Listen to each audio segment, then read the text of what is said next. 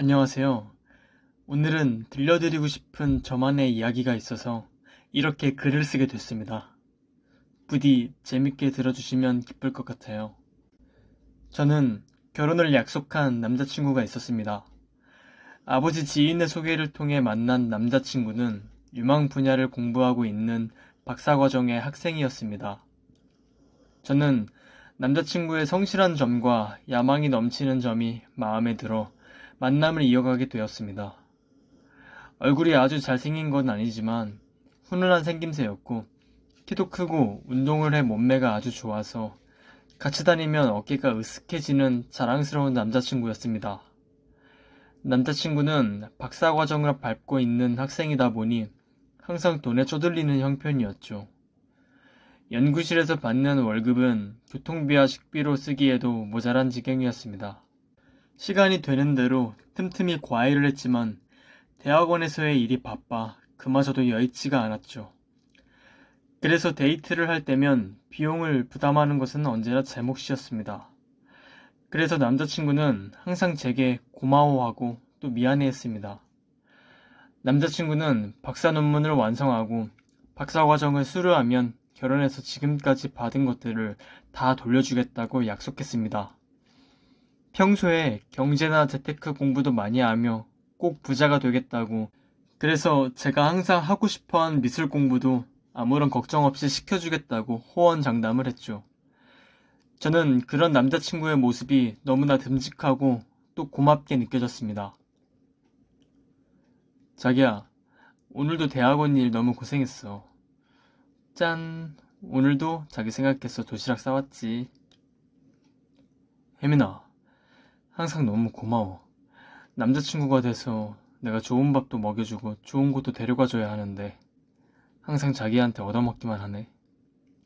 자기 고생하는 거 내가 다 알잖아. 열심히 노력하는 게 기특해서 해주는 거야. 나 이제 곧 박사 논문 완성할 것 같아.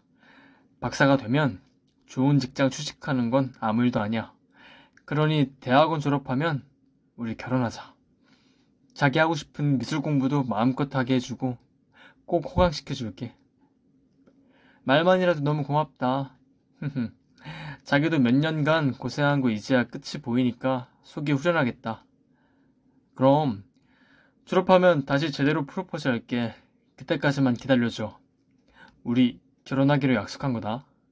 물론이지. 내가 이렇게 좋은 남자를 어떻게 놓치겠어? 남자친구의 대학원 생활이 끝이 보이자 우리 커플 사이에는 진지하게 결혼 이야기가 오가기 시작했습니다. 그리고 서로의 마음을 확인하고 결심을 굳혔습니다. 저는 남자친구 이상의 신랑감이 없다고 생각했습니다. 지금은 돈이 없는 학생이지만 박사과정만 수료하면 어느 회사에서나 모셔가고 싶어하는 귀한 인재가 될 테니까요. 가난한 학생 생활을 오래 해서인지 재테크에도 관심이 많고 야망이 넘치는 모습도 듬직하게만 느껴졌습니다. 이번에 금리가 많이 오르고 있잖아. 그래서 이런 곳에 투자하면 좋을 것 같아. 와, 자기는 이런 걸 다 어떻게 알아? 은행에서 일하는 나도 이런 것까지는 생각을 못 했는데. 이런 세상에서 살아가려면 경제에는 빠삭해야지. 모르는 게 있으면 내가 알려줄 테니까 혜민이 너도 공부해봐. 시간이 흘러 남자친구의 졸업 논문은 마무리 단계만 남겨놓고 있었습니다. 그 시기에 맞춰 저희 커플은 정식으로 약혼하기 위해 먼저 양가 부모님께 인사를 드리려고 했죠. 몇 년간 사귄 사이였지만 그동안은 남자친구가 너무 바빠 데이트할 시간도 자유롭게 내지 못하는 형편이라 그동안 한 번도 서로의 본가에 찾아가거나 부모님을 뵙지도 못했습니다. 저는 처음에는 남자친구의 부모님께 인사를 드린다는 생각에 정말 긴장을 많이 했습니다. 미래의 시부모님이 될 분들께 잘 보이기 위해서 고심해서 백화점에서 선물도 준비했습니다. 어머니께서는 스카프를 준비하고 아버지 드릴 선물로는 벨트를 샀습니다. 이름을 대면 알만한 명품 브랜드는 아니었습니다. 하지만 남자친구의 부모님께 드릴 만한 선물로는 부끄럽지 않을 만한 것으로 고심하고 또 고심해서 준비했습니다. 드디어 남자친구의 부모님을 뵈러 가는 날 저는 바짝 긴장해서 자꾸만 선물을 확인하고 계속해서 옷매무새를 다듬었습니다. 저기 너무 긴장하는 거 아니야? 우리 부모님 다정하고 괜찮은 분들이죠. 내가 자기에 대해 이미 다 좋게 말씀드려 놨으니까 그냥 편하게 가서 인사만 드린다고 생각하면 돼. 그래도 나 부모님 처음 뵙는다고 생각하니까 너무 긴장된다. 앞으로 내 시부모님 되실 분인데 혹시라도 밉보이면 어떡해. 걱정하지 말래도 부모님도 분명 혜민이 마음에 들어 하실 거야. 남자친구가 저를 안심시켜준 덕분에 저는 조금 진정할 수 있었습니다. 남자친구의 대학원 생활 내내 제가 뒷바라지 해준 것을 부모님께서 고맙게 생각하고 계시다는 얘기를 전해 들었을 때는 조금 기대도 생겼습니다. 예비 시부모님께서 저를 좋게 봐주시리라는 기대를요. 하지만 예비 시부모님을 배웠을 때 저를 당황시킨 것은 전혀 예상치도 못한 부분이었습니다. 어머니, 아버지, 안녕하세요. 정수씨 여자친구인 신혜민이라고 합니다. 미리 찾아뵙지 못해서 죄송해요. 여기 별건 아니지만 선물로 준비했어요. 정수한테 얘기 많이 들었어요. 어서 와요. 괜찮은데 뭘 선물까지 준비했어요? 하하. 그래, 아유, 우리 며느리 될 사람이 참 착하네. 굳이 이런 거 준비 안 해도 괜찮은데. 어디 보자. 스카프랑 벨트네요.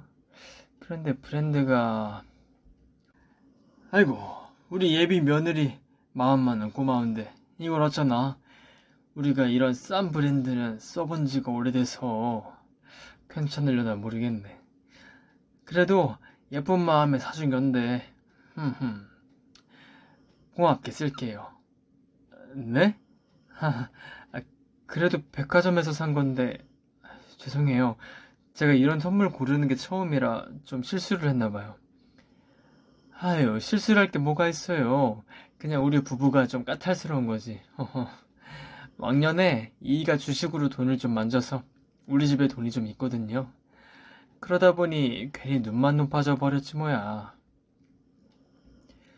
예비 시부모님은 나쁘신 분 같지도 않고 제가 마음에 들지 않으신 것도 아닌 듯 했습니다. 그 부분은 다행이라고 생각했지만 계속해서 돈 자랑을 하시는 모습은 좀처럼 익숙해지지 않았습니다. 대단한 재벌가도 아닌데 자부심이 굉장하신 듯해서 당황스러운 기분이 들었죠. 집이 정말 좋아요, 어머님. 집안 인테리어가 너무 예뻐요. 집이 좀 으리으리하긴 하죠? 자자, 좀 구경해봐도 괜찮아요. 이 소파랑 탁자랑 여기 집안 가구들은 다 디자이너 선생님이 만드신 거예요. 돈 주고도 못 구하는 거라서 발품 팔아 사는데 얼마나 고생을 했는지 몰라. 와, 정말 가구들이 다 예쁘네요. 허허, 우리 며느리 될 사람이 뭘 좀 볼 줄 아네. 우리 집도 처음부터 이렇게 대단한 집안은 아니었어요. 그저 이이가 운이 좀 좋았던 거지. 그쵸, 여보? 뭐, 운도 좋고 실력도 많이 따랐던 거지. 내가 젊었을 땐 앞으로 잘 나갈 회사를 알아보는데 좀 일가견이 있었거든요. 내가 산 주식 중에 그 유명한 삼성전자도 있어요. 그 주식을 무려 20년 전부터 에이 아빠 그만 좀 해요. 기껏 여자친구 데려왔는데 평소처럼 자랑만 할 거야? 너희도 결혼하면 이제 독립해서 살림을 꾸려 나갈 텐데 이게 다 피가 되고 살이 되는 이야기다. 혜민 씨도 더 듣고 싶죠? 네, 아버님. 재밌는데 더 말씀해 주세요. 그래요. 돈을 불리려면 뭐니 해도 중요한 게 일단 종잣돈을 만드는 건데. 어휴. 하지만 허영심이 좀 있을 뿐 속내는 좋은 분들이라는 생각이 들었습니다. 말씀하시는 것을 잘 듣고 맞장구만 잘 쳐도 예비 시부모님은 크게 기뻐하셨죠. 언뜻 선민의식을 드러내기는 했지만 자수성가한 것에 대해서 자부심이 굉장하신 분들이니 그 정도는 자연스러운 일이라고 생각했습니다. 혜민 씨는 주식이나 이런 얘기 다 처음 들어보죠? 가난한 사람들은 이런 걸 알아보고 공부해야 하는데 그런 걸 잘 모르는 게 문제예요. 정수 씨가 종종 주식 이야기를 해서 몇 번 들어보기는 했어요. 아유, 그러니까 자랑 좀 그만해, 엄마, 아빠. 남자친구는 부모님의 태도에 굉장히 멋쩍어하는 것 같았어요. 예비 시부모님을 뵙고 오는 길에도 조금 민망한 듯이 제게 말을 건넸죠. 오늘 조금 당황했지. 받아주셔서 다행이긴 한데 기껏 자기가 고민해서 선물을 사왔는데 브랜드가 어쨌느니 저쨌느니 할 건 뭐야? 그래도 너희 부모님 유쾌하고 재밌는 분들이신 것 같더라. 그렇게 봐줬다니 다행이네. 우리 집에 돈이 좀 많기는 해도 진짜 엄청 콧대 높을 정도는 아니거든. 그런데 부모님은 진짜 자부심이 너무 대단하셔. 그 반대보다는 낫지만 말이야.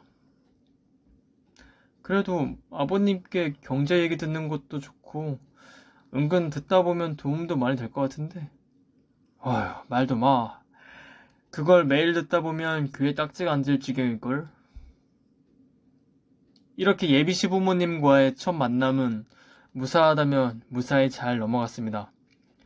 남자친구는 그렇게 허영심이 큰 성격이 아니라서 앞으로의 결혼 생활이 순탄할 것이라는 확신이 더더욱 들었죠. 하지만 문제는 남자친구에게 저희 부모님을 소개해줄 때 일어났습니다. 조금 독특하신 부모님에 비해 남자친구는 상식적인 사람이라고 생각했는데 설마 우리 집에서 그런 반응을 보일 거라고는 꿈에도 상상하지 못했습니다. 정말 이 길로 가는 게 맞는 거야? 너무 후미지고 주택가가 아닌 것 같은데. 그래? 나는 어렸을 때부터 살아서 잘 모르겠네. 나는 쭉 단독주택에서 살았다고 했잖아. 아파트가 아니면 다 이런 식이지. 아, 그래. 자기 아파트가 아니라 단독주택에 산다고 했지? 막연히 마당 딸린 전원주택 같은 것만 생각했는데 도시에는 그런 집이 없겠구나.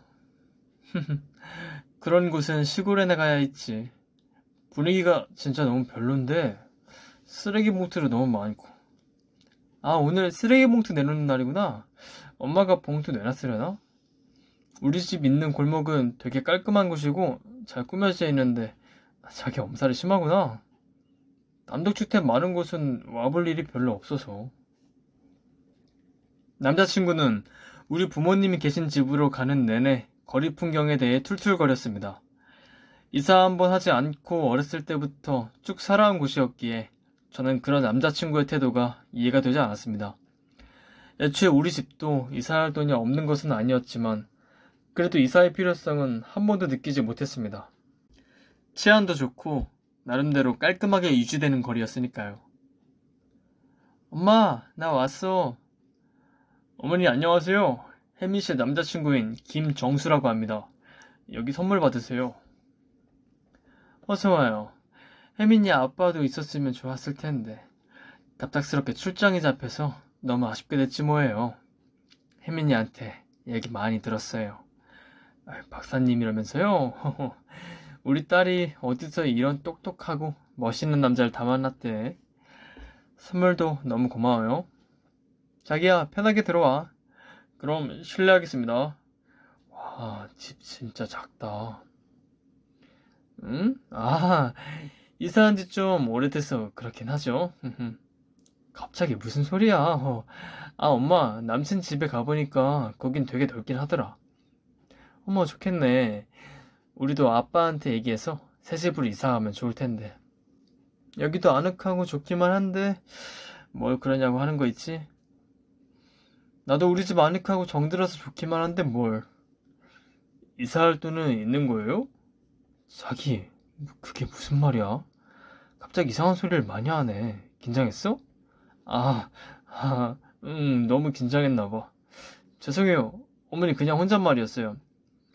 우리 혜민이 남자친구분은 혼잣말이 좀 많나 보네요. 남자친구는 실언을 한 뒤로 계속 기분이 안 좋아 보였습니다. 식사하면서 음식이 안 맞아 체했나 싶어 물어봐도 듣는 둥 마는 둥 했습니다. 그리고 노골적으로 집안을 두리번거렸죠. 혜민이 남자친구가 집에 관심이 많나 보네요. 그래, 자기야. 뭐 궁금한 거라도 있어? 화장실 찾는 거야? 아니야, 아니에요. 뭐 볼 것도 없는 집인데. 뭐? 그게 무슨 말이야? 남자친구는 뚱한 표정으로 잠시 입을 다물더니 충격적인 말을 쏟아냈습니다. 내가 이제 박사과정만 끝마치면 외국계 대기업에서도 모셔가는 몸이 될 텐데 이건 아니라는 생각이 드네. 자기, 오늘 말을 되게 이상하게 하네. 너도 전에 우리 집에 와봐서 알잖아. 우리 집도 엄청나진 않아도 나름 돈도 많은 집안이고 나는 되게 유능한 사람이야. 그래서 하고 싶은 말이 뭐야? 아무래도 이렇게 결혼하면 내가 너무 아까울 것 같아. 난 진짜 너희 집이 이렇게 가난할 줄 생각도 못했어. 너 진짜 웃긴다. 지금 집만 보고 그렇게 판단한 거야? 그래서 돈이 없어 보이니까 파혼하고 헤어지자고? 나 박사과정 밟는 동안 뒷바라지 해준 건 고맙게 생각해. 하지만 의리로 결혼하고 그러는 건 난 못하겠어. 듣자하니 진짜 웃기는 애네. 겨우 박사학위야 아직 따지도 못한 걸 가지고 허세를 부리는 걸 보니 헛바람이 잔뜩 들었구나. 나도 너 같은 논팽이에게는 우리 딸 못 준다. 하하, 겨우 박사학위라뇨. 이 얘기 듣기로는 뭐 인터넷 암호 관련 연구한다던데 그 대단한 박사 돼서 떵떵거리며 살 수 있는지 어디 한번 보자꾸나. 아, 그렇네. 네 돈 많은 잘난 부모님께 빌붙으면서 어디 한번 그 대단한 연구 잘 해봐. 너 나중에 울며불며 후회하게 될걸? 미안한데 그런 일은 없을 것 같아. 그래, 어디 한번 두고 봐. 저는 갑작스러운 파혼을 입에 담은 남자친구를 집 밖으로 내쫓았습니다. 남자친구의 부모님이 유달리 허영심이 강할 때부터 알아봤어야 했던 걸까요? 너무나도 어이없는 남자친구의 행동에 저는 당황스러운 기분조차 들지 않았습니다. 남자친구의 높은 콧대를 꺾어주고 우리 엄마에게 무례하게 행동한 것에 대한 복수만이 머릿속에 가득했죠. 그 방법은 그다지 멀지 않은 곳에 있었습니다. 그다지 발품은 팔 필요도 없었죠. 남자친구가 연구하고 있는 분야에서 가장 권위 있는 교수가 바로 저희 아빠였기 때문입니다. 애초에 남자친구를 만나게 된 것도 아빠가 옛 제자를 오랜만에 만난 술자리에서 우연히 이야기가 나와 소개받게 된 게 계기였습니다. 다만 불순한 마음으로 만남에 임할 것을 걱정해서 제가 아빠의 딸이라는 것은 이야기하지 않고 그저 업계 지인의 인맥이라는 식으로 소개가 되어 만나고 있었던 것입니다. 아빠도 항상 겸손하고 겸허하라 가르치셨고 저 또한 아빠가 유명한 교수라고 밝히면 금세 달라지던 전남친들의 태도 때문에 남자친구에게도 굳이 사실을 밝히지 않고 있었던 것입니다. 그랬던 것을 서로를 신뢰하게 되고 결혼을 약속하게 되어 아버지를 뵙게 해주려고 했는데 남자친구는 자신도 모르는 사이에 주어진 최고의 기회와 인맥을 저 스스로 걷어차 버린 셈이 되었지요. 그리고 아빠의 갑작스러운 출장 덕분에 저는 남자친구의 본 모습을 결혼 전에 알게 됐으니 이 이상 없는 천운이라고 할 수 있었습니다. 저는 아빠에게 남자친구가 집에 와서 했던 행동을 하나도 빠짐없이 말했습니다. 아빠는 당연하게도 머리끝까지 화가 났죠. 그리고 옛 제자에게 당장 전화를 해 어떻게 딸에게 그런 남자를 소개해줄 수 있냐고 노발대발을 하였습니다. 그리고 당연하게도 그 이야기는 남자친구의 담당 교수에게도 흘러들어갔습니다. 그뿐만 아니라 남자친구가 벌인 일이 하도 황당하여 업계 대부분은 이 이야기를 알게 됐습니다. 김정수군, 자네 여친과 있었던 얘기는 들었네. 성실하고 착한 사람인 줄 알았는데 10길 물속은 알아도 한 길 사람 속은 모른다는 게 이런 걸 두고 하는 얘기군. 자네, 졸업 후 기업 추천 얘기는 당연히 사라지게 되는 건 알겠지? 내 체면을 위해서라도 말이네. 면목 없습니다, 교수님. 기업에 추천을 해주시려던 건 교수님의 호의였으니 그걸 취소하신다고 해도 달게 받아들이겠습니다. 하지만 그렇다고 해서 설마 제가 박사과정을 수료하지 못하게 꼬투리를 잡고 물고 늘어지시진 않겠죠? 하하, 이 친구 아직 상황 파악을 못했구나.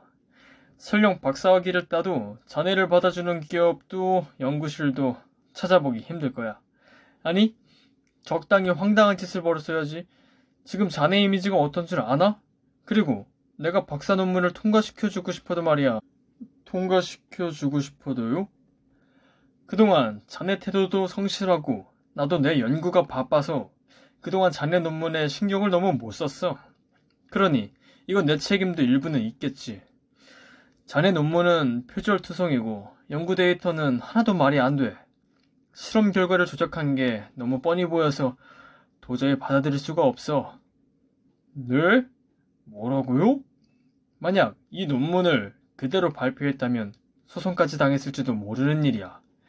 내가 지금 여기서 발견하고 멈춘 걸 다행으로 여기네. 자네는 해고야. 퇴학일세.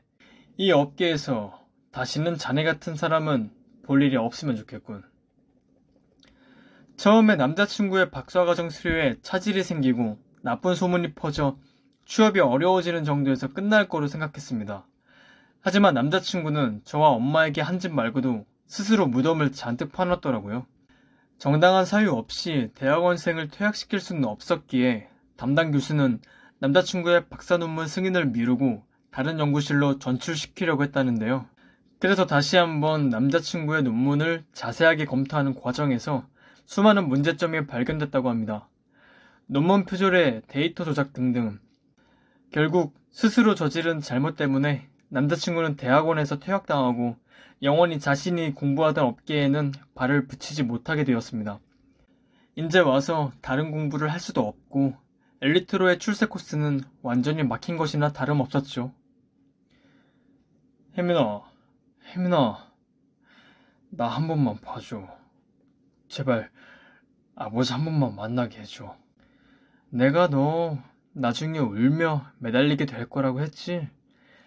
그러기에 좀 처신을 잘하지 그랬어.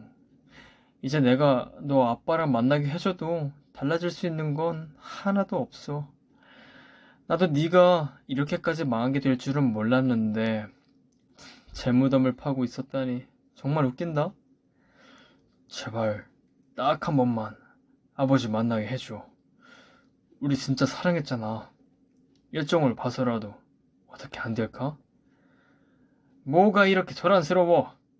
네가 우리 아내랑 딸에게 무리하게 굴었다는 그 논팽이냐? 아버님, 저 한 번만 살려주세요. 교수님. 남자친구는 제 아빠가 해당 업계에서 힘이 있으신 분이고 이번 사건으로 아빠의 심기가 크게 거슬렸다는 것만 알고 있던 모양이었습니다. 저희 아빠가 방송에도 몇 번 나올 정도로 유명한 이 업계 최고의 권위자라는 사실은 얼굴을 보고서야 깨달은 것이었습니다. 그때 남자친구의 멍한 얼굴과 절망에 물든 표정은 볼만했습니다. 학생이 내 아내와 딸에게 잘못한 건 사실인데 그것만으로 상황이 이렇게 된 게 아닌 건 학생도 알지? 자네가 저지른 잘못이 너무 커. 이 업계는 더는 자네를 받아들일 수가 없네.